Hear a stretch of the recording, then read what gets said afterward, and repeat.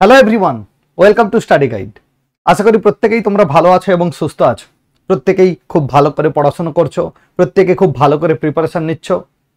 আমরা 50 দিনের একটা সিরিজ শুরু করেছি, যেটা তোমাদের পরীক্ষার আগে আগে শেষ হবে।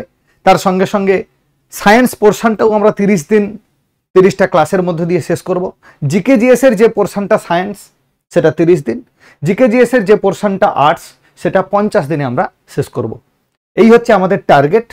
আমরা কিসের জন্য পড়াশোনা করছি? ওয়ান ডে যে কোনো এক্সামের জন্য হেল্পফুল অবশ্যই। তার সঙ্গে সঙ্গে আমরা এখন যেটা করছি সেটা হচ্ছে upcoming West Bengal police service, upcoming group C, group D, এটাকে টার্গেট করে এগোচ্ছি। তার জন্য যারা যারা প্রিপারেশন নিচ্ছ তারা প্রত্যেকেই আমার এই ক্লাসগুলোকে যদি ফলো করো, তোমরা যে ক্লাসগুলো করেছো বা যারা যারা করছো ইতিমধ্যে ক্লাসগুলো হয়ে গেছে সেগুলো থেকে নিশ্চয়ই তোমরা একটা ধারণা পাচ্ছ, যেখান থেকে পরীক্ষার জন্য কি কি আসে, পরীক্ষার জন্য কি কি পড়তে হয়, সেই জিনিসগুলো সম্বন্ধে মোটামুটি একটা ধারণা তোমাদের হয়েছে। তার সঙ্গে সঙ্গে আমরা এরপরে যখন কোশ্চেন আরও আলোচনা করব এমসিকিউ টাইপ, তখন আরও ক্লিয়ার হবে। পরীক্ষার হলে গিয়ে তো অ্যাকচুয়ালি আমাদেরকে এমসিকিউ সলভ করতে হবে, তা আমাদেরকে সেইভাবেই কিন্তু পড়তে হবে। ওকে, তো আজকে চলো, আজকে জিওগ্রাফির যে ক্লাসটা করছি আমরা 7 বা 8 নম্বর ক্লাস, এরপরে যেটা রয়েছে পরিবহন, সেই জায়গাটা কমপ্লিট করে আমরা ওয়েস্ট বেঙ্গলের জিওগ্রাফি 4-5টা ক্লাস করব, সেটাতে কমপ্লিট। তারপরে হিস্ট্রি, তারপর আমাদের পলিটি, ইকোনমির ক্লাসগুলো আস্তে আস্তে করে করব। সবাইকে বলছি ধৈর্য ধরে ক্লাস করো, ধৈর্য ধরে প্রিপারেশন নাও, একেবারে তাড়াহুড়ো করবে না। তাড়াহুড়ো করতে গেলেই কিন্তু বিপদে পড়বে, সমস্যা হবে। তখন একদিনে সবটা খাবো বললে কিন্তু হয় না, যেমন করে হয় না সেরকম একদিনে সব পড়ে ফেলবো বললেও কিন্তু হয় না। একটা সিস্টেমেটিক ওয়েতে আস্তে আস্তে করে পড়তে হয়, কেমন? তাই চলো আজকে আমরা যেটা দেখবো ভারতের শিল্প, এখান থেকে কি কি আমাদেরকে পড়তে হবে, বা ভারতবর্ষের শিল্প, শিল্পক্ষেত্র, শিল্পাঞ্চল কিসের উপর ডিপেন্ড করে গড়ে উঠেছে, সেই জিনিসগুলো কিন্তু আমরা আজকে সুন্দরভাবে জানবো। তবে পরীক্ষার পার্সপেক্টিভ, পরীক্ষাতে যে ধরনের কোশ্চেন আসে সেই হিসেবে আমরা জানবো।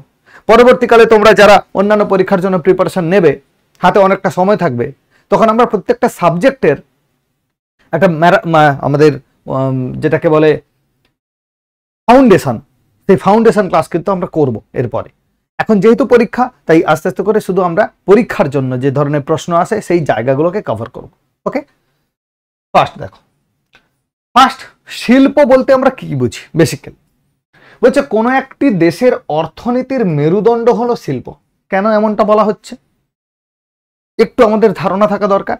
এই যে শিল্পের কথা বলা হচ্ছে, এই শিল্পটা বেসিক্যালি অর্থনীতিতে কিভাবে অবদান রেখেছে সেটা আমাদের জানতে হবে। আমি তোমাদেরকে কৃষি যখন পড়াই তোমাদেরকে বলেছিলাম তখন যে ভারতবর্ষের ইকোনমিতে বা অর্থনীতিতে 3টে ক্ষেত্র আছে বা 3টে সেক্টর আছে। একটাকে আমরা বলছি প্রাইমারি সেক্টর, একটাকে বলছি সেকেন্ডারি সেক্টর, আর একটাকে বলছি আমরা টারশিয়ারি সেক্টর। এই 3টে সেক্টর আছে। কুইনারি, কোয়াটারনারি এগুলো পরে আসছি আমরা, ইকোনমিক্স যখন পড়বো তখন সেখানে যাব। তো সেখানে আমরা প্রাইমারি সেক্টর হিসেবে দেখেছিলাম কাকে? যারা সরাসরিভাবে প্রকৃতি থেকে পাওয়া যাচ্ছে, যাদেরকে সরাসরিভাবে আমরা প্রকৃতি থেকে পাচ্ছি। যেমন ধরো কৃষিজ ফসল আমরা সরাসরি প্রকৃতি থেকে পাচ্ছি। পশুপালন, আমরা যে পশুকে পালছি সেটা তো কোনো ফ্যাক্টরিতে তৈরি হচ্ছে না, পশু স্বভাবতই ন্যাচারালি তৈরি হচ্ছে। তাদেরকে আমরা কি লাইভ স্টক হিসেবে ব্যবহার করছি, তাদের একটা অর্থনীতিতে অবদান রয়েছে। তাহলে এই যে অর্থনীতিতে অবদান রয়েছে এমন কিছু বস্তু যেগুলো আমরা নেচার থেকে সরাসরি পাচ্ছি, সেগুলো হচ্ছে প্রাথমিক ক্ষেত্র। দ্বিতীয় ক্ষেত্র কি বলেছিলাম? দ্বিতীয় ক্ষেত্র বলেছিলাম এই যে আমরা পরিবেশ থেকে যা কিছু পাচ্ছি। আবার কি প্রাথমিক ক্ষেত্রে আমরা মাইনিংটাও দেখেছিলাম, অর্থাৎ খনন, সেখান থেকে খনিজ পদার্থ উত্তোলন, এই বিষয়টা দেখেছিলাম। তো এক্ষেত্রে যখন আমরা সেই সকল বস্তুকে যেগুলো সরাসরি প্রকৃতি থেকে পাওয়া যাচ্ছে, সেটা হতে পারে কোনো ফসল, হতে পারে কোনো খনিজ পদার্থ, হতে পারে কোনো পশু যেগুলো আমরা পালন করছি। তাহলে এগুলো যেগুলো সরাসরি পরিবেশের সঙ্গে যুক্ত, প্রকৃতির সঙ্গে যুক্ত, তাদেরকে নিয়ে এসে কি করছি আমরা সেগুলোকে ফ্যাক্টরিতে বিভিন্ন রকমভাবে প্রসেস করছি। কি করছি? প্রসেস করছি। সেখান থেকে অর্থাৎ কৃষিজাত ফসল থেকে আমরা কি করছি? ইন্ডাস্ট্রিতে গিয়ে বা শিল্পে গিয়ে বা ফ্যাক্টরিতে গিয়ে আমরা সেখান থেকে ধরো আটা তৈরি করছি, ময়দা তৈরি করছি, গম বা আটা দিয়ে বা ময়দা দিয়ে আমরা কি করছি? ধরো কেক বানাচ্ছি, পাউরুটি বানাচ্ছি। বোঝা গেল কি? আবার খনিজ পদার্থগুলো থেকে আরো বিভিন্ন ধরনের বিভিন্ন শিল্পের মাধ্যমে আমরা দেখছি সেখান থেকেও প্রচুর মেটেরিয়ালস তৈরি করা হচ্ছে আমাদের ব্যবহার উপযোগী। এবার খনিজ পদার্থের ক্ষেত্রে যদি আমরা লোহা ধরি, লোহা থেকে তো প্রচুর কিছু জিনিস তৈরি হচ্ছে। আমরা যদি খনিজ পদার্থ অ্যালুমিনিয়াম ধরি, সেখান থেকেও প্রচুর কিছু তৈরি হচ্ছে। অ্যালুমিনিয়ামের আসবাবপত্র থেকে শুরু করে আবার লোহার কথা উদাহরণ হিসেবে নাই বা বললাম। তাহলে এই যে কাঁচা মালগুলো পাওয়া যাচ্ছে পরিবেশ থেকে, সেগুলো কোথাও না কোথাও নিয়ে এসে তাকে শোধন করা হচ্ছে, সেখান থেকে কোনো কিছু বানানো হচ্ছে, তাকে নিষ্কাশন করা হচ্ছে। এইভাবে যে ঘটনাগুলো ঘটে চলেছে এগুলোকেই আমরা বলবো শিল্প। শিল্প কি তাহলে? শিল্প হচ্ছে প্রকৃতি থেকে প্রাপ্ত বস্তুকে তার কিছুটা মূল্যবর্ধন করে ডিফারেন্ট ওয়েতে আমাদের ব্যবহারযোগ্য বস্তুতে পরিণত করছি, সেগুলোকেই বলবো আমরা শিল্প। তাহলে এই যে মূল্যবর্ধন হচ্ছে, তার মানে নিশ্চয় অর্থনীতিতে তার একটা অবদান থাকবে, হ্যাঁ কিনা? তাহলে অর্থনীতিতে যদি তার একটা অবদান থাকে তাহলে সেটা নিশ্চয়ই আমাদের পাঠ্য বহির্ভূত হতে পারে না। সেই হিসাবেই কিন্তু আমরা শিল্প ক্ষেত্রটাকে দেখব। এবার শিল্প ক্ষেত্রের সঙ্গে অর্থনীতির তো একটা সরাসরি যোগাযোগ রয়েছে। শিল্প কোন কোন জায়গায়, কোন দেশের শিল্পটা কেমন, কোন দেশের শিল্পটা কোন জলবায়ুর উপর ডিপেন্ড করে, কোন দেশের শিল্পটা সেখানকার প্রাপ্ত খনিজ পদার্থের ভান্ডারের উপর নির্ভর করে, সেগুলো কিন্তু আমাদের জানতে হবে। কেন না, জিওগ্রাফিক্যাল লোকেশনের উপর ডিপেন্ড করে খনিজ পদার্থ যেমন পাওয়া যায়, জিওগ্রাফিক্যাল লোকেশনের উপর ডিপেন্ড করে যেমন জলবায়ু, তাপমাত্রা, বৃষ্টিপাত এইগুলো পরিবর্তন হচ্ছে, তার মানে কৃষিজ ফসলেরও পরিবর্তন হবে, হ্যাঁ কিনা? আজকে যদি আমরা পশ্চিমবঙ্গে দাঁড়িয়ে বলি আমাদের এখানে খেজুর গাছ হবে প্রচুর, কিংবা ক্যাকটাস জাতীয় গাছ হবে প্রচুর, সেটা নিশ্চয়ই সম্ভব নয়। কারণ এখানকার জলবায়ু নাতিশীতোষ্ণ প্রকৃতির, ক্রান্তীয় প্রকৃতির। কিন্তু যদি আমরা থর মরুভূমিতে চলে যাই, সেখানে কি পাবো? টেম্পারেচার অনেক বেশি, বালুকাময় পরিস্থিতি, মাটি সেখানে খুব কম, জল অনেক গভীরে থাকে। সেই জন্য সেখানে কি হয়? ক্যাকটাস জাতীয় গাছ জন্মায়, যেমন ধরো ফণিমনসা বা খেজুর গাছ, এগুলো কি হয়? এই মরুভূমি অঞ্চলে জন্মায়। বাট যখন আমরা পশ্চিমবঙ্গের কথা ভাববো, সেখানে কিন্তু এই ধরনের মরুভূমির প্রকোপ আমরা দেখতে পাবো না। তাই এখানকার যে স্বাভাবিক উদ্ভিদ, এখানকার যে কৃষিজ ফসল, সেগুলো নিশ্চয়ই পরিবর্তন হবে। আবার ধরো যে সকল জায়গায় নদী আছে, নদী অববাহিকা অঞ্চল, পলিমাটি যথেষ্ট উর্বর, সেখানে ফলন দারুণ হচ্ছে। তাহলে এই যে জিওগ্রাফিক্যাল লোকেশনের উপর ডিপেন্ড করে আমরা প্রকৃতি থেকে কৃষিজ ফসলও পাচ্ছি, জিওগ্রাফিক্যাল লোকেশনের উপর ডিপেন্ড করে খনিজ পদার্থও আমরা পাচ্ছি। অতীতে অর্থাৎ বহু যুগ আগে, লক্ষ লক্ষ কোটি কোটি বছর আগে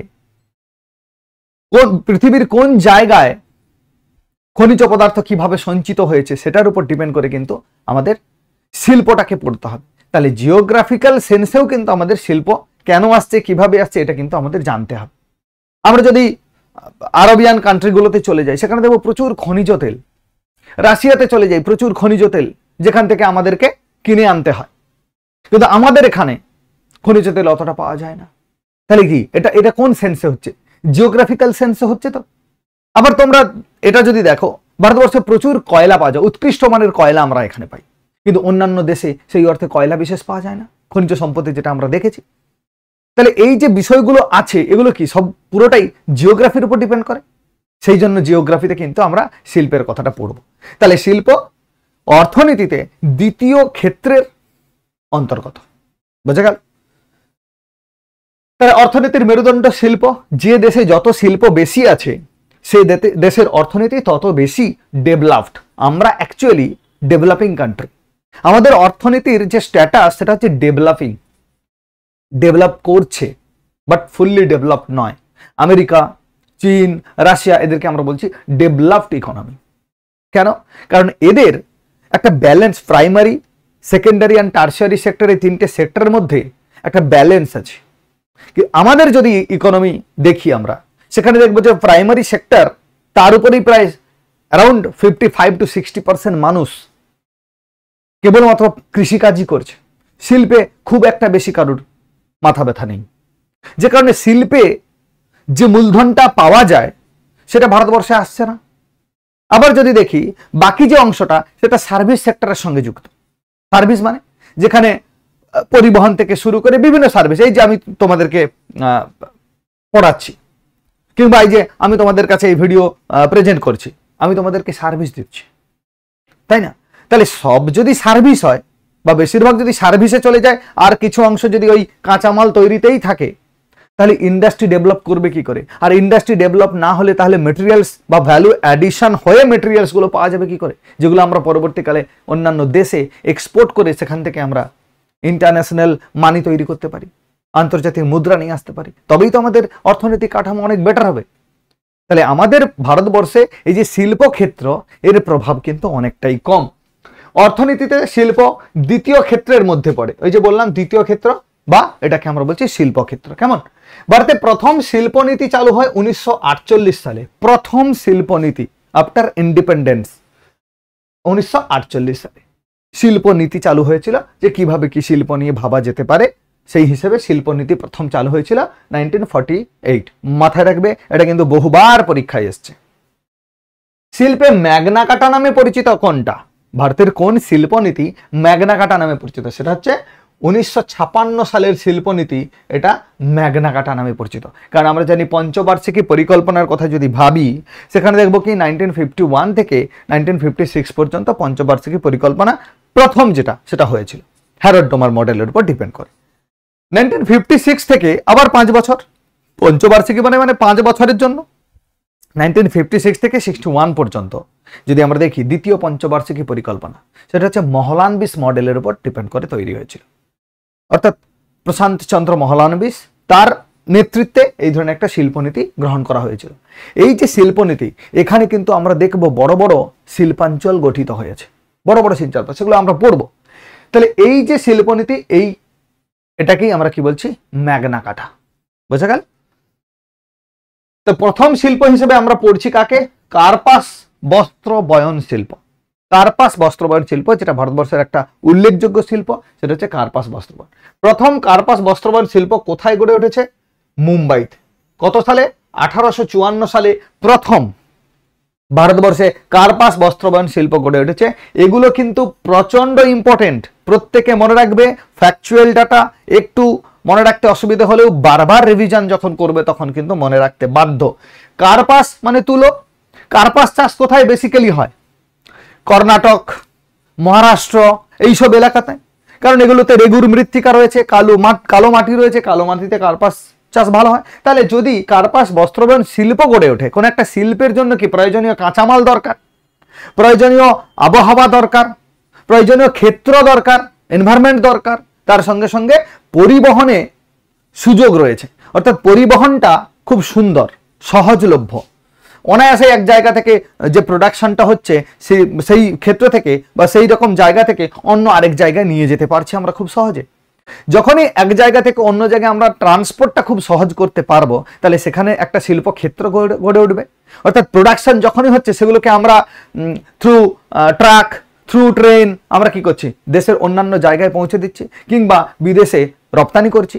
তাহলে এইরকম একটা জায়গা যেখানে কাঁচামালের সহজলভ্যতা আছে এবং সেখানে পরিবেশটা যথেষ্ট ভালো, প্রোডাকশনের ক্ষেত্রে খুবই ভালো, যেখানে শ্রমটা খুব সহজ মূল্যে পাওয়া যায়। ভারতবর্ষের সর্বত্রই তুমি যদি দেখো, আমাদের শ্রমটা কিন্তু অনেক সহজলভ্য, কমে পাওয়া যায়। অন্যান্য দেশের যদি আমরা শ্রমের কথা ভাবি, সেখানে প্রচুর টাকা শ্রম। অন্যান্য দেশে যারা চুল দাড়ি কাটে, তাদের বেতন দেখা যাবে হয়তো এখন ভারতীয় মুদ্রাতে 50-60 হাজার টাকা, 1 লাখ টাকা। শ্রমের মূল্য অন্যান্য দেশে অনেক, ভারতবর্ষে কিন্তু শ্রমের মূল্যটা অনেকটা কম। বোঝা গেছে? তো প্রথমেই কার্পাস, তাহলে কি মহারাষ্ট্র, কর্ণাটক এই জাতীয় এলাকাতে কার্পাস চাষ হয়, কালো মাটি রয়েছে। তাই মুম্বাই কি কোথায় অবস্থিত? তোমরা কমেন্ট করে জানাও কোন রাজ্যে অবস্থিত মুম্বাই। তাহলে এই যে মুম্বাই যে রাষ্ট্রে অবস্থিত, যে রাজ্যে অবস্থিত, তাহলে সেখানেই প্রথম কার্পাস বস্ত্রবয়ন শিল্প গড়ে উঠেছিল। কত সালে? 1854 সালে। সালও কিন্তু ইম্পর্টেন্ট। 1854 সালে প্রথম কার্পাস বস্ত্রবয়ন শিল্প কোথায় গড়ে উঠেছে? মুম্বাইতে। কার্পাস উৎপাদনে ভারতের স্থান দেখো, তৃতীয়। কার্পাস উৎপাদনে ভারত কত? তৃতীয় স্থান বিশ্বে। সারা বিশ্বের মধ্যে তৃতীয় স্থানে রয়েছে কে? ভারত। কটন পালিশ নামে পরিচিত মুম্বাই। মুম্বাইয়ের যে কার্পাস বস্ত্রবয়ন শিল্প গড়ে উঠেছে, এই কার্পাস বস্ত্রবয়ন শিল্পের কারণে মুম্বাইকে আমরা কি বলছি? Cotton polish. কি বলা হচ্ছে? Cotton polish. কটন মানে কি? সুতো। পালিশ করা সুতো আমরা মনে রাখতে পারি মুম্বাই। ভারতের ম্যানচেস্টার বলা হচ্ছে কাকে? আহমেদাবাদকে। গুজরাট। আহমেদাবাদকে আমরা বলছি ভারতের ম্যানচেস্টার। মনে রাখবে, এটা প্রত্যেকে হয়তো জানো, তাও আমি এই জায়গাতে শিল্পে এই জায়গাটা পড়ে, তাই আমি তোমাদেরকে বলে দিলাম আরেকবার। এরপরে একটু যদি ডিফিকাল্টি লেভেলটা বাড়ায়, বলবে উত্তর ভারতের ম্যানচেস্টার কাকে বলা হয়? এটা তো ভারতবর্ষের ম্যানচেস্টার, কোনো উত্তর দক্ষিণ পূর্ব পশ্চিমের গল্প নেই। এখানে আছে ভারতের ম্যানচেস্টার যদি বলা হয়, তাকে আমরা বলবো আহমেদাবাদ। প্রচুর বস্ত্র তৈরি হয়। উত্তর ভারতের ম্যানচেস্টার বললে উত্তরপ্রদেশের কানপুর। উত্তর ভারতের ম্যানচেস্টার। দক্ষিণ ভারতের ম্যানচেস্টার যদি বলা হয়, তাহলে তোমরা উত্তর করবে কোয়েম্বাটোর। মনে রাখতে হবে, যদি না মনে রাখো তাহলে এই জায়গাগুলো কিন্তু ওভারলুক করে গেলে সমস্যায় পড়বে। ওকে, তাহলে এই জায়গাগুলো কিন্তু তোমরা সুন্দরভাবে মনে রাখার চেষ্টা করবে, ভুললে চলবে না। নেক্সট, এরপরে হচ্ছে উলের বস্ত্র। আগেরটা পড়লাম আমরা কার্পাস বস্ত্র, এরপরে পড়বো আমরা উলের বস্ত্র। তো এগুলো আমরা পড়ছি কেন? তারও পিছনে একটা লজিক আছে, কারণ আছে। বা ভারতবর্ষে এই সকল শিল্পটা বেশি কেন, তার কারণ আছে।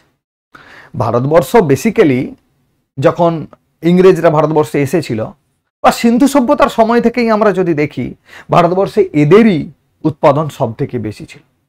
পাটের উৎপাদন, উলের উৎপাদন কিংবা কার্পাসের উৎপাদন, এগুলো কিন্তু ভারতবর্ষে অনেক বেশি হতো। পরবর্তীকালে যদি আমরা দেখি, যখন ভারতবর্ষে ইংরেজরা এসছে, তারা বেসিক্যালি কিন্তু ভারতবর্ষের কেরালা, কর্ণাটক, তামিলনাড়ুতে প্রচুর মশলা উৎপাদন হতো বলে সেগুলো নিয়ে আসার জন্য, বা সেগুলোকে নিয়ে গিয়ে ব্যবসা করবে বলেই কিন্তু ভারতবর্ষে এসেছে। তার সঙ্গে সঙ্গে এই কার্পাসের বা তুলোর ব্যবসা, এইসব জিনিসকে তারা কাঁচামাল হিসেবে নিয়ে চলে যেত আমাদের ভারতবর্ষ থেকে। তো আমরা আমাদের যে জিওগ্রাফিক্যাল লোকেশন, সেই অনুযায়ী কিন্তু এইগুলো ভারতবর্ষের একটা উল্লেখযোগ্য শিল্পাঞ্চলে পরিণত হয়েছে বা শিল্পে পরিণত হয়েছে। বোঝা গেল? প্রথম উলের বস্ত্র শিল্প কেন্দ্র স্থাপিত হয়েছিল 1876 সালে। খুব বেশি ইম্পর্টেন্ট নয়, তবুও তোমরা যারা যারা মনে রাখতে পারবে নিশ্চিতভাবে মনে রাখবে। পাঞ্জাব, পাঞ্জাব, পাঞ্জাব, রাজস্থান, জম্মু কাশ্মীর, উত্তরপ্রদেশ, প্রত্যেকটা টাইপিং মিস্টেক হয়েছে। উত্তরপ্রদেশ, হরিয়ানা, গুজরাটে এই শিল্প থেকে উৎপাদন অনেক বেশি হয়, কারণ ওই সব জায়গাতে উলের চাষটা বেশি হয়, উল পাওয়া যায় বেশি। তাহলে পাঞ্জাব, রাজস্থান, জম্মু কাশ্মীর, উত্তরপ্রদেশ, হরিয়ানা, গুজরাট এইসব এলাকাতে উলের বস্ত্র শিল্প রয়েছে। উলের পোশাক তৈরি হয়। উল তোমরা দেখেছো নিশ্চয়ই, সেই উল দিয়ে বস্ত্র এখানে তৈরি হয়। বোঝা গেল? এরপরে আছে পাট শিল্প। কলকাতার কাছে রিষড়া, এটা তো মোস্ট ভাইটাল কোশ্চেন। মানে কি বলা যায়, যদি আমরা 5টা কোশ্চেন বাছি শিল্প থেকে, যেগুলো 5টার মধ্যে আসার চান্স 95%, তার মধ্যে এটা কিন্তু আগে থাকবে, 1 নম্বরে থাকবে। কলকাতার কাছে রিষড়ায় প্রথম পাটকল চালু হয়। ভারতবর্ষে প্রথম পাটকল চালু হয়েছিল আমাদের এই কলকাতার রিষড়াতে। ঠিক আছে, মনে রাখবে। পাট উৎপাদনে ভারতের স্থান প্রথম। যদিও বা আগে পাটের প্রচুর কিছু জিনিস তৈরি করা হতো, অনেক জিনিস হতো। সে পাটের আমাদের থলে থেকে শুরু করে, ব্যাগ থেকে শুরু করে প্রচুর কিছু জিনিস পাট দিয়ে বানানো হতো। বর্তমানে এই পাটের তৈরি জিনিসপত্রের চাহিদা অনেক কমে গেছে, অনেকটা কমে গেছে। আমরা এখন আর সেই ধরনের পাটের তৈরি ব্যাগ দেখি না, কিংবা পাটের তৈরি কারুকার্য করা জিনিসপত্র দেখি না। পাটের তৈরি এখন যদি ব্যবহার করা হয়, সেটা হচ্ছে ওই ধান রাখা বা চাল রাখার জন্য থলে ব্যবহার করা হচ্ছে। থলেও এখন সিনথেটিক টাইপের হয়ে গেছে, প্লাস্টিক দিয়ে তৈরি হচ্ছে। পাটের ব্যবহারটা কমে গেছে, কিন্তু আগে পাট দিয়েই সবকিছু বানানো হতো। এখন এগুলো আসার জন্য, এগুলো কি নন বায়োডিগ্রেডেবল, সহজে পরিবেশের সঙ্গে মিশে যাচ্ছে না, ফলে কি হচ্ছে, পরিবেশ দূষণ করছে বর্তমানে ব্যবহৃত এই যে আমাদের সিনথেটিক হিসাবে যেগুলো ব্যবহার করছি। বোঝা গেল? এই পাট তখন ব্যবহার করতো মানুষ, অর্গানিক বলতে পারি আমরা, জৈব, যেটা হচ্ছে পরিবেশের সঙ্গে মিশে যাচ্ছে, বায়োডিগ্রেডেবল। তাহলে পাট উৎপাদনে ভারতের স্থান হচ্ছে প্রথম। পাট রপ্তানিতে ভারতের স্থান দ্বিতীয়, বাংলাদেশ প্রথম। আমাদের এই পশ্চিমবঙ্গে পাট চাষ সব থেকে বেশি হতো। তখন তো পশ্চিমবঙ্গ পূর্ববঙ্গ আলাদা করে ভাগ হয়নি, পূর্ববঙ্গ বলতে যেটা পূর্ব পাকিস্তান পরে হয়েছিল এবং তারপরে বাংলাদেশ আজকে। তো এই বাংলাদেশ আর হচ্ছে আমাদের পশ্চিমবঙ্গ, এই দুটো জায়গা মিলে যখন অবিভক্ত বাংলা ছিল তখন কিন্তু পাট চাষ প্রচুর হতো এই দিকটাতে, নিচের দিকটাতে। সেই হিসাবে পাট রপ্তানি করছে কে? বাংলাদেশ সব থেকে বেশি। বুঝা গেছে? কোন কোন রাজ্য? পশ্চিমবঙ্গ, উত্তরপ্রদেশ, বিহার, অন্ধ্রপ্রদেশ, ছত্তিশগড়, উড়িষ্যা, এই যে নদী এলাকাগুলো বা সমুদ্র তীরবর্তী এলাকা, এখানেই কি হচ্ছে আমরা দেখব সব থেকে বেশি পাট চাষ হচ্ছে। বোঝা যাচ্ছে? এই জায়গাগুলো মনে রাখবে। তাহলে পাটে ভারতবর্ষ প্রথম, রপ্তানিতে দ্বিতীয়, বাংলাদেশ প্রথম। নেক্সট, রেশম শিল্প। রেশম কোথায় থেকে পাওয়া যায়? তোমরা তুঁত গাছ দেখেছ, সেখানে ওই রেশম মথ পাওয়া যায়। গুটি পোকা যেগুলোকে বলা হয়, কোকুনস বলা হয়, এই গুটি পোকা, সেখান থেকে আমরা রেশম পাই। রেশমি সুতো তৈরি হয় এবং এই রেশমি সুতো দিয়ে তৈরি জিনিসপত্র বা কাপড়, শাড়ি, এইগুলোর দাম অনেক বেশি হয়। সেটাকেই বলা হচ্ছে রেশম শিল্প। ভারতের 5 রকমের রেশম চাষ হয়। 5 রকমের রেশম চাষ হয়। কি চাষ হয়? রেশম চাষ হয়। এদের মধ্যে সোনালী, হলুদ, মুগা রেশম, 5 ধরনের রেশম চাষ হয়। কোনগুলো অত বেশি ডিটেলস আমাদের দরকার নেই। সব থেকে বেশি যেটা হয় গোল্ডেন ইয়েলো, মুগা রেশম। সোনালী, হলুদ, মুগা রেশম সব থেকে বেশি চাষ হয়, যেটা কেবলমাত্র ভারতেই চাষ হয়। বুঝতে পেরেছ? এই যে রেশমের কথা আমরা বলছি, ভারতবর্ষে সব থেকে বেশি চাষ হচ্ছে রেশম, যেটা হচ্ছে সোনালী, হলুদ, মুগা রেশম। ঠিক আছে? সেখান থেকে বস্ত্র বানানো হচ্ছে। রেশম উৎপাদনে ভারতের স্থান কত? দ্বিতীয়। রেশম উৎপাদনে ভারতের স্থান হচ্ছে দ্বিতীয়। কর্ণাটক ভারতের বৃহত্তম রেশম উৎপাদক রাজ্য। কর্ণাটক ভারতের বৃহত্তম রেশম উৎপাদক রাজ্য। কেন্দ্রীয় রেশম সংস্থা কোথায় আছে? নিশ্চয়ই কর্ণাটকেই থাকবে, বেঙ্গালুরু। বেঙ্গালুরুতে কি রয়েছে? কেন্দ্রীয় রেশম সংস্থা। তাহলে কর্ণাটক রেশম উৎপাদনে প্রথম। নেক্সট, চা শিল্প অত্যন্ত গুরুত্বপূর্ণ, কারণ আমরা জানি ভারতবর্ষে যখন ইংরেজদের শাসন চলছিল তখন একটা সময় আসবে যখন দেখব আমরা যে ইংরেজদের কাছ থেকে আস্তে আস্তে করে তাদের যে ব্যবসার মনোপলি ছিল বা ট্রেড মনোপলি, সেগুলোকে আস্তে আস্তে করে কমিয়ে দেওয়া হচ্ছে বা খর্ব করা হচ্ছে। একটা সময় আসবে যেটাতে আমরা দেখব 1813-এ চার্টার অ্যাক্ট অনুযায়ী ইংরেজদেরকে বলা হবে বা ব্রিটিশ ইস্ট ইন্ডিয়া কোম্পানিকে বলা হয়েছে, ভারতবর্ষে যারা ব্যবসা করছে তাদেরকে বলা হচ্ছে যে তোমাদের শুধুমাত্র তোমরা ব্যবসা করলে চলবে না, ইংল্যান্ড থেকে আরো অন্যান্য কোম্পানি ভারতবর্ষে আসবে, তারাও ব্যবসা করবে। এরকম একটা পরিবেশ পরিস্থিতি যখন হলো, ব্রিটিশ ইস্ট ইন্ডিয়া কোম্পানি তখন ইংল্যান্ডের রানীকে বলল যে ঠিক আছে, কোনো অসুবিধা নেই, আসতে পারে, বাট আমাদেরকে চায়ের ব্যবসার জন্য মনোপলি দিতে হবে, আমাদেরকে চা ব্যবসা করার জন্য ছাড়পত্র দিতে হবে, আর কেউ যেন আর কোনো কোম্পানিকে চা ব্যবসা করার অনুমতি দেওয়া যাবে না। তার সঙ্গে সঙ্গে চীনের সঙ্গে ব্যবসা, সেটাও কিন্তু আমাদের একাধিপত্য থাকবে। তো প্রাথমিকভাবে 1813 খ্রিস্টাব্দে যে চার্টার অ্যাক্ট এসেছিল সেখানে বলা হলো যে ঠিক আছে, তোমরা চায়ের ব্যবসা, চিনির ব্যবসাটা তোমরা করো, ওতে কেউ হস্তক্ষেপ করবে না, কিন্তু বাদে বাকি সবকিছু ব্যবসাতে ইংল্যান্ড থেকে অন্যান্য কোম্পানি কিন্তু এখানে আসবে। বোঝা গেল? তাহলে এইরকম একটা পরিবেশ পরিস্থিতিতে আমরা যদি দেখি 1813-এ তখন যে চার্টার অ্যাক্ট, সেই চার্টার অ্যাক্ট অনুযায়ী কিন্তু আমরা দেখব ইংরেজরা বা ব্রিটিশ ইস্ট ইন্ডিয়া কোম্পানি এই যে চায়ের যে মনোপলি সেটাকে রেখেছিল। ওকে, ভারতে এই যে চায়ের চাষ শুরু হয়েছিল 19 শতকে, চায়ের চাষ শুরু হয়েছিল ভারতবর্ষে। এই শিল্পে প্রায় 10 লক্ষ লোক নিযুক্ত। যদি এখনকার সাপেক্ষে আমরা দেখি, এই শিল্পটাতে অর্থাৎ চা শিল্পে প্রায় 10 লক্ষ লোক নিযুক্ত আছে। খুব ভালো একটা শিল্প। চা উৎপাদনে ভারতের স্থান কত? দ্বিতীয়। প্রথমকে চীন। চা উৎপাদনে প্রথম হচ্ছে চীন আর দ্বিতীয় হচ্ছে ভারতবর্ষ। ভারতবর্ষের দুটো জায়গায় বেসিক্যালি প্রচুর চাষ হয়, একটা হচ্ছে আসাম আর একটা হচ্ছে দার্জিলিং। আসামে প্রচুর বেশি পরিমাণে উৎপন্ন হয়, অর্থাৎ আসামে চা বাগানের পরিমাণ সংখ্যা অনেক বেশি। কিন্তু দার্জিলিংয়ে যে চা চাষ হয় সেটা সুগন্ধি আর টেস্টের জন্য পৃথিবী বিখ্যাত। কারণ আমরা জানি দার্জিলিং চাকে প্রথম জিওগ্রাফিক্যাল ইন্ডেক্স বা ইন্ডিকেশন, জিআই ট্যাগ দেওয়া হয়েছিল। জিওগ্রাফিক্যাল ইন্ডিকেশন, খুব সুন্দর সুগন্ধি চায়ের জন্য এই দার্জিলিং চাকে দেওয়া হয়েছিল। আসাম রাজ্য চা উৎপাদনে ভারতের মধ্যে প্রথম। আসাম রাজ্যে সব থেকে বেশি চা তৈরি হয়। কিন্তু দার্জিলিংয়ে যদি আমরা দেখি চায়ের টেস্ট, চায়ের গন্ধ সম্পূর্ণ আলাদা। অর্থাৎ কোয়ালিটিতে দার্জিলিং চা ফেমাস, কিন্তু আসামে সব থেকে বেশি চা তৈরি হচ্ছে। বুঝে গেল? নেক্সট আসবো আমরা কফি শিল্প। তাহলে চাও অ্যাকচুয়ালি চা কি হিসাবে আমরা ব্যবহার করি? উত্তেজক পানীয় হিসেবে আমরা ব্যবহার করি। এখানে কফিও আমরা কি করি? আমাদের পানীয় হিসাবে ব্যবহার করি। এটা কি হয়? এই যে কফি চায়ের পরিপূরক আমরা বলতে পারি। অনেকে চায়ের বদলে কফি খান, আবার কেউ কফি হয়তো ফেভার করে না, চাটা খান। চা কফি দুটোরই কাজ একই। কেমন? ভারতবর্ষে কফি 17 শতকে কর্ণাটকের বাবা বুদান পাহাড়ে প্রথম কফির চাষ হয়। কর্ণাটকে। কোথায়? কর্ণাটকে। চা দেখলাম আমরা আসাম মানে পূর্বাঞ্চল আর দার্জিলিং বা পূর্ব ভারতে বেসিক্যালি পাওয়া যাচ্ছে। কফি যদি আমরা দেখি তাহলে পশ্চিমঘাট পাহাড়ি অঞ্চলে আমরা পাবো।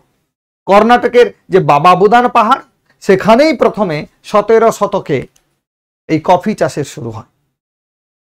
কফির শ্রেণী যদি দেখি, অ্যারাবিকা, রোবাস্টা, এই দুই ধরনের কফি পাওয়া যায় ভারতবর্ষে। কর্ণাটক রাজ্য কফি উৎপাদনে প্রথম। কফি উৎপাদনে ভারতের স্থান হচ্ছে ষষ্ঠ। কত? 6th position. সারা বিশ্বের মধ্যে ভারতবর্ষ কফি উৎপাদনে ষষ্ঠ স্থান অধিকার করেছে। আর ভারতবর্ষের মধ্যে কে সব থেকে বেশি কফি তৈরি করছে? কর্ণাটক রাজ্য। কে তৈরি করছে? কর্ণাটক রাজ্য। ওকে, মনে রাখবে সবাই। নেক্সট দেখো রাবার শিল্প। রাবার আমরা কি জানি? ল্যাটেক্স টাইপের গাছের তরুক্ষীর, তাই না? আমাদের তরুক্ষীর নালি দিয়ে এটা কি করে? আমরা কালেক্ট করি। কোন একটা গাছ, রাবার গাছ, তার কিছুটা ছাল অংশ কেটে আমরা ওইখান থেকে রাবারটাকে কালেক্ট করি। সেই রাবার বিভিন্ন কাজে ব্যবহার করা হয়। প্রথম রাবার কারখানা হচ্ছে বেরিলিতে, মনে রাখবে। কেরালা রাজ্য রাবার উৎপাদনে প্রথম। কেরালা রাজ্য রাবার উৎপাদন হচ্ছে প্রথম। কেরালা রাজ্য ভারতবর্ষে। রাবার উৎপাদনে ভারতের স্থান কত? তৃতীয়। কেমন? এগুলো কিন্তু প্রত্যেকটাই মনে রাখবে। নেক্সট যে শিল্পের কথা আমরা জানবো সেটা হচ্ছে কাগজ শিল্প। ভারতে প্রথম কাগজ কল স্থাপিত হয় কোথায়? পশ্চিমবঙ্গের শ্রীরামপুরে। কোথায়? হুগলি শ্রীরামপুর। সেই শ্রীরামপুরে 1832 সালে প্রথম কাগজ কল স্থাপিত হয়েছিল। ঠিক আছে। তবে সফলভাবে কাগজ কল প্রতিষ্ঠিত হয় কোথায়? কলকাতার নিকট বালিগঞ্জ। বালিগঞ্জ যেটা দক্ষিণ 24 পরগনায় অবস্থিত, বালিগঞ্জে প্রথম সফলভাবে কাগজ কল প্রতিষ্ঠা লাভ করেছিল। তার আগে কাগজ কল কোথায় তৈরি হয়েছিল? পশ্চিমবঙ্গের শ্রীরামপুর, যেটা হচ্ছে হুগলি শ্রীরামপুর বলছি আমরা, 1832 সালে। কাগজ উৎপাদনে প্রথম কে? মহারাষ্ট্র। কাগজ উৎপাদনে প্রথম হচ্ছে মহারাষ্ট্র। নেক্সট, এরপরে আসবো আমরা লৌহ ইস্পাত শিল্প। কারণ আমরা এখন লৌহ যুগে বসবাস করি। লৌহের প্রয়োজনীয়তা, লৌহের ব্যবহার, লৌহের গুরুত্ব সবটাই বেশি। তাহলে লৌহ ইস্পাত শিল্প, প্রথম লৌহ ইস্পাত শিল্প কোথায়? তামিলনাড়ুর পোর্টো নোভাতে 1830 সালে প্রথম লৌহ ইস্পাত শিল্প গড়ে উঠেছিল। আধুনিক লৌহ ইস্পাত শিল্প কোথায়, বা আধুনিক লৌহ ইস্পাত শিল্প কাকে বলা হচ্ছে? জামশেদপুর টাটাকে। জামশেদপুর টাটাকে, ঝাড়খণ্ডে। দ্বিতীয়, তৃতীয়, পঞ্চবার্ষিকীতে গড়ে ওঠা লৌহ ইস্পাত শিল্প। এই লৌহ ইস্পাত শিল্পের উপর জোর দেওয়ার জন্য ভারতবর্ষের যে পঞ্চবার্ষিকী পরিকল্পনা নেওয়া হয়েছিল, সেই পঞ্চবার্ষিকী পরিকল্পনার ক্ষেত্রে আমরা দেখব দ্বিতীয় এবং তৃতীয় পঞ্চবার্ষিকী পরিকল্পনাতে শিল্পের উপর অনেকটা বেশি জোর দেওয়া হয়েছিল, এবং সেখানে লৌহ ইস্পাত শিল্পের ক্ষেত্রে দ্বিতীয় পঞ্চবার্ষিকীতে অনেক বেশি জোর দেওয়া হয়েছিল। সেই জন্য উড়িষ্যার রৌরকেল্লা ইস্পাত শিল্প, যেটা জার্মানির সহযোগিতায় গড়ে উঠেছিল দ্বিতীয় পঞ্চবার্ষিকী পরিকল্পনাতে। ছত্তিশগড়ের ভিলাইতে যে লৌহ ইস্পাত শিল্প গড়ে উঠেছিল, সেখানে রাশিয়া সহযোগিতা করেছিল এই শিল্প গড়ে তোলার জন্য, যেটা দ্বিতীয় পঞ্চবার্ষিকীতে গড়ে উঠেছে। পশ্চিমবঙ্গের দুর্গাপুর, এটাও দ্বিতীয় পঞ্চবার্ষিকীতে তৈরি করা হয়েছে, যেখানে সহযোগিতা করেছে কে? ব্রিটেন বা ইংল্যান্ড। বোঝা গেছে কি? এই তিনটে ইনফরমেশন অত্যন্ত গুরুত্বপূর্ণ। ভারতবর্ষে দ্বিতীয় পঞ্চবার্ষিকী পরিকল্পনাতে কোন শিল্পের প্রতিষ্ঠা হয়েছে, কোন শিল্পাঞ্চল গড়ে উঠেছে, সেখানে করবে কি ওড়িশার রৌরকেল্লা, ছত্তিশগড়ের ভিলাই, পশ্চিমবঙ্গের দুর্গাপুর। এই যে তিনটে প্রজেক্ট লৌহ ইস্পাত শিল্পের প্রজেক্ট, এগুলো কারা কারা সহযোগিতা করেছে? ওড়িশার ক্ষেত্রে সহযোগিতা করেছে জার্মানি, ছত্তিশগড়ের ভিলাইয়ের ক্ষেত্রে রাশিয়া, আর পশ্চিমবঙ্গের দুর্গাপুরের ক্ষেত্রে ব্রিটেন। তোমরা কিন্তু একটু বেশি করে যেটা মনে রাখবে সেটা হচ্ছে পশ্চিমবঙ্গের দুর্গাপুর লৌহ ইস্পাত শিল্প কেন্দ্রটি কোন পঞ্চবার্ষিকী পরিকল্পনাতে তৈরি করা হয়েছে? উত্তর করবে দ্বিতীয়। কার সহযোগিতায়? ব্রিটেন। তৃতীয় পঞ্চবার্ষিকী পরিকল্পনাতে ঝাড়খণ্ডের বোকারোতে, কোথায়? ঝাড়খণ্ডের বোকারো, সেখানে লৌহ ইস্পাত শিল্প, সেখানে সহযোগিতা করেছে সোভিয়েত ইউনিয়ন। ঠিক আছে, এই ইনফরমেশনগুলো কিন্তু মনে রাখবে। লৌহ ইস্পাতে ভারতের স্থান কত? চতুর্থ। লৌহ ইস্পাতে ভারতের স্থান হচ্ছে চতুর্থ। সরকারি সংস্থা কি? ভারতবর্ষের যে সরকারি সংস্থা লৌহ ইস্পাত শিল্পের বিষয়গুলো তত্ত্বাবধান করে, Steel Authority of India Limited, Steel Authority of India Limited, SAIL বলা হয়, Steel Authority of India Limited, SAIL বলা হয়। 1973 সালে যেটা প্রতিষ্ঠা করা হয়েছে। বেসরকারি বৃহত্তম লৌহ ইস্পাত কেন্দ্র হচ্ছে জামশেদপুর। সব থেকে বড়, সরকারি উদ্যোগে নয়, বেসরকারি, এই জন্য আমরা তাকে বলছি জামশেদজি টাটা, বা জামশেদপুরের টাটার নাম অনুসারে, তো সেই হিসেবে জামশেদপুর, যেটা হচ্ছে বেসরকারি সব থেকে বড় লৌহ ইস্পাত কেন্দ্র। ভারতের রুড়ো কাকে বলা হচ্ছে? দুর্গাপুরকে। এটা তোমরা প্রত্যেকেই জানো, মোস্ট ইম্পর্টেন্ট কোশ্চেন। ভারতের বৃহত্তম হচ্ছে বোকারো। ভারতের বৃহত্তম বোকারো, যেটা হচ্ছে লৌহ ইস্পাত কেন্দ্র। সরকারি, বেসরকারি যদি বলে সেটা তোমরা করবে জামশেদপুর। ওকে, নেক্সট দেখো, ইঞ্জিনিয়ারিং শিল্প খুব গুরুত্বপূর্ণ। ভারতের বৃহত্তম রেল ইঞ্জিন ও বগি নির্মাণ কেন্দ্র কোথায় অবস্থিত? পশ্চিমবঙ্গের চিত্তরঞ্জন। পশ্চিমবঙ্গের চিত্তরঞ্জন হচ্ছে রেলগাড়ি নির্মাণের জন্য প্রসিদ্ধ। মনে রাখবে, জাহাজ নির্মাণ হচ্ছে কোথায়? কোচিন, কেরালা। বিশাখাপত্তনম, কলকাতার গার্ডেন রিচ, এখানে জাহাজ তৈরি হয়। অটোমোবাইল কোথায় হয়? হিন্দ মোটর, মুম্বাই, চেন্নাই, পুনে, জামশেদপুর, হরিয়ানার গুড়গাঁও, এইসব জায়গায় কি তৈরি হচ্ছে? অটোমোবাইল তৈরি হচ্ছে। সূক্ষ্ম, খুব সূক্ষ্ম, যেগুলো আমরা বিভিন্ন ইলেকট্রনিক গুডস বলতে পারি, সূক্ষ্ম বৈজ্ঞানিক যন্ত্রপাতির ক্ষেত্রে কোথায় তৈরি হচ্ছে? কোটাতে। ন্যাশনাল ইনস্ট্রুমেন্ট লিমিটেড কোথায় রয়েছে? যাদবপুর। ওয়েবেল কোম্পানি কোথায় রয়েছে? Salt lake. এগুলো প্রত্যেকটা কিন্তু পরীক্ষাতে এসেছে, মাইন্ড ইট। ভারতে মোটর গাড়ি নির্মাণের শুরু কবে হয়েছে বা কাদের দ্বারা হয়েছে? হিন্দুস্তান মোটরস লিমিটেডের প্রতিষ্ঠার সঙ্গে সঙ্গে। Hindustan motors limited, HML, Hindustan motor limited, তার হাত ধরে ভারতে প্রথম মোটর গাড়ি নির্মাণ শুরু হয়েছে। লোকোমোটিভ কোথায়? চিত্তরঞ্জন। লোকোমোটিভ কোথায়? চিত্তরঞ্জন। ভালো করে দেখো, ভারতের বৃহত্তম রেল ইঞ্জিন লোকোমোটিভ, সেটা হচ্ছে চিত্তরঞ্জন। এটাই কিন্তু বারবার পরীক্ষাতে এসেছে। ডিজেল লোকোমোটিভ কোথায়? বারাণসীতে, উত্তরপ্রদেশ, বারাণসী। রেলওয়ে কোচ কোথায় তৈরি হয়? কাপুরথালাতে। রেলওয়ের যে কোচ সেটা তৈরি কোথায় হচ্ছে? কাপুরথালাতে। ডিজেল লোকোমোটিভ কোথায় তৈরি হচ্ছে? বারাণসীতে। লোকোমোটিভ চিত্তরঞ্জন। বৃহত্তম রেল ইঞ্জিনে বগি নির্মাণ, সেটাও চিত্তরঞ্জন, যেটা আমাদের পশ্চিমবঙ্গে অবস্থিত। বোঝা গেল? ওয়েবেল কোম্পানি সল্ট লেক, আর ন্যাশনাল ইনস্ট্রুমেন্ট লিমিটেড সেটা হচ্ছে যাদবপুরে রয়েছে। নেক্সট, সার শিল্প, অত্যন্ত গুরুত্বপূর্ণ শিল্প। ভারতে সার উৎপাদনের প্রথম হচ্ছে গুজরাট। গুজরাট সব থেকে বেশি সার তৈরি করছে। প্রথম সুপার ফসফেট কারখানা, সুপার ফসফেট একটা সার, সেই সুপার ফসফেটের কারখানা কোথায়? তামিলনাড়ুর রানীপেট। তোমরা যদি ভেলোরে যাও ডাক্তার দেখাতে, দেখবে ভেলোরে একটা এক্সটেন্ডেড উইংস করা হয়েছে, সেটা হচ্ছে রানীপেটে। সেই রানীপেটে তামিলনাড়ুর, সেখানেই প্রথম সুপার ফসফেট কারখানা তৈরি হয়েছিল। সিমেন্ট শিল্প বৃহত্তম ছত্তিশগড়ের জামুল, এখানে কি হয়? সিমেন্ট তৈরি হয় সব থেকে বেশি। পেট্রোকেমিক্যাল শিল্প, এই শিল্পকে বলা হয় উদীয়মান শিল্প। মোস্ট ইম্পর্টেন্ট, স্টার মার্ক করে নাও। যেগুলো মোস্ট ইম্পর্টেন্ট আমি বলে দিচ্ছি, সেগুলো তোমরা মনে রাখার চেষ্টা করবে, কারণ ওগুলো থেকে কিন্তু কোশ্চেন আসবে, ওগুলো ভুলে গেলে চলবে না। এই শিল্পকে বলা হয় উদীয়মান শিল্প। কোন শিল্পকে উদীয়মান শিল্প বলা হয়? পেট্রোকেমিক্যাল শিল্প। উদীয়মান বলতে এখান থেকে ভবিষ্যৎ কিছু আছে, এই জন্য এটাকে বলছে উদীয়মান শিল্প। কাঁচামাল কি? মিথেন, ইথিলিন, প্রোপিলিন, এগুলো হচ্ছে পেট্রোকেমিক্যালের কাঁচামাল। পেট্রোকেমিক্যাল মানে কি? ক্রুড অয়েল থেকে আমরা পেট্রোল, ডিজেল, এই যে জ্বালানিগুলো পাচ্ছি, সেগুলোকেই বলা হয় পেট্রোকেমিক্যাল। পশ্চিমবঙ্গে এই পেট্রোকেমিক্যাল কোথায় আছে? হলদিয়া পেট্রোকেমিক্যাল লিমিটেড, HPLC, হলদিয়া পেট্রোকেমিক্যাল লিমিটেড। এটা হচ্ছে গেল পেট্রোকেমিক্যালস। নেক্সট, শিল্পাঞ্চল কাকে বলে? বেসিক্যালি শিল্পাঞ্চল যুক্ত এলাকা যেগুলো আছে সেগুলো বিস্তারিত আমরা এখানে পড়বো না, এখান থেকে কোশ্চেন খুব একটা আসবে না। যখন ফাউন্ডেশন ক্লাস করব আমরা জিওগ্রাফির ওপরে, তখন কিন্তু আমরা প্রত্যেকটা শিল্পাঞ্চল সম্পর্কে জানবো, কেন সেখানে শিল্পাঞ্চল গড়ে উঠেছে, কোন নদীর তীরে গড়ে উঠেছে, সেখানকার নদীর নাব্যতা কেমন, জলবায়ু কেমন, পরিবহন ব্যবস্থা কেমন, সেগুলো আমরা প্রত্যেকটা জানবো। কিন্তু এখন আমরা শিল্পাঞ্চল খুব বেশি পড়বো না, পড়তে গেলেই পুরো ঘেটে ঘ হয়ে যাবে, এতগুলো সাবজেক্ট, সমস্যায় পড়বে।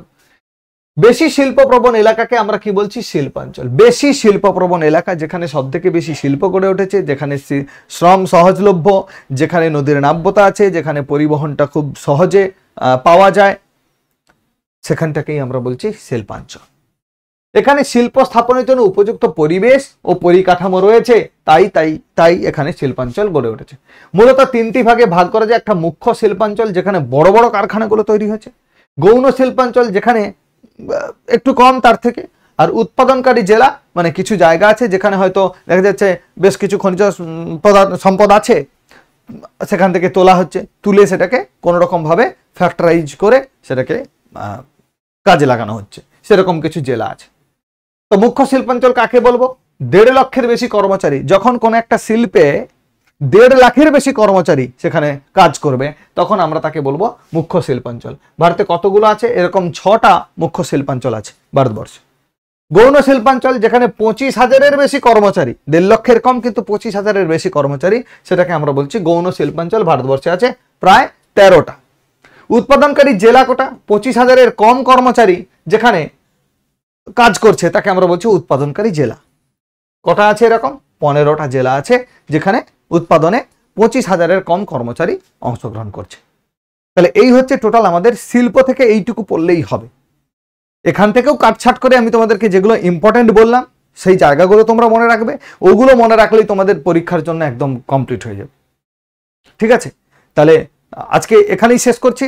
নেক্সট ক্লাসে আমরা পরিবহনটা আলোচনা করলে ইন্ডিয়ান জিওগ্রাফি শেষ হয়ে যাবে, তারপর আমরা ওয়েস্ট বেঙ্গল জিওগ্রাফি পড়বো। ওকে, সবাই ভালো থাকবে, ভালো করে পড়াশোনা করো, টাটা।